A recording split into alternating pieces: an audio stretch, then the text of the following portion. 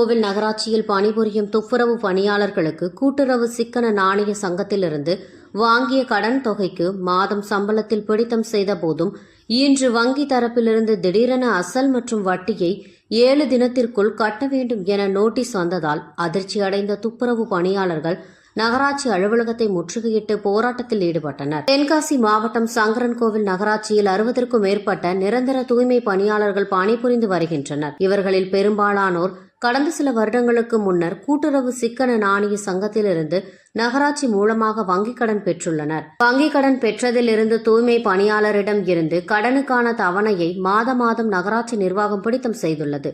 பிடித்தம் செய்த தொகையினை நகராட்சி நிர்வாகம் கூட்டுறவு சங்கத்திற்கு செலுத்தாமல் இருந்துள்ளது. கடனுக்கான நிலுவைத் தொகையை கடந்த பல வருடங்களாக செலுத்தாததால் கூட்டுறவு சிக்கன நாணய சங்கத்திடமிருந்து தூய்மை பணியாளர்களுக்கு 7 நாட்களுக்குள் அசலும் வட்டியும் செலுத்த வேண்டும் என அறிவிப்பு கடிதம் வழங்கப்பட்டது. இதனால் அதிர்ச்சியடைந்த தூய்மை பணியாளர்கள் நகராட்சி அலுவலர்களிடம் விசாரிக்க வந்தபோது நகராட்சியில் அதிகாரிகள் யாரும் இல்லாததால் ஆத்திரமடைந்த தூய்மை பணியாளர்கள் நகராட்சி முன்பு முற்றுகை போராட்டத்தில் ஈடுபட்டனர்.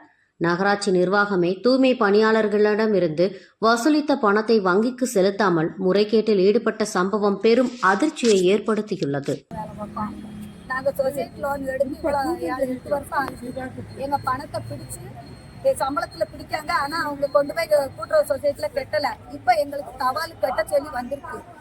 ஏன்னா இதுக்கு நீங்கள் தகுந்த நடவடிக்கை எடுத்து எங்கள் பணத்தை திரும்ப அடைக்க மாதிரி எங்களுக்கு தெரிவிக்கப்பட்டது. எவ்வளவு ரூபா கட்ட சொல்லி உங்களுக்கு நோட்டீஸ் அனுப்பியிருக்காங்க? எங்களுக்கு ஒவ்வொரு ஆளுக்கு 7 லட்சம் 8 லட்சம் கட்ட சொல்லி தபால் வந்திருக்கு. நீங்க கட்டின டியூக்கு அமௌண்ட் எங்களுக்கு கட்டின ரசீது எதுவுமே கொடுக்கல. ஏன்னா ஆனால் எங்கள் சம்பளத்துல எங்க கிட்ட இருக்கு. அதனால எங்க சம்பளத்துல ரசீதையும் கொடுக்கணும்.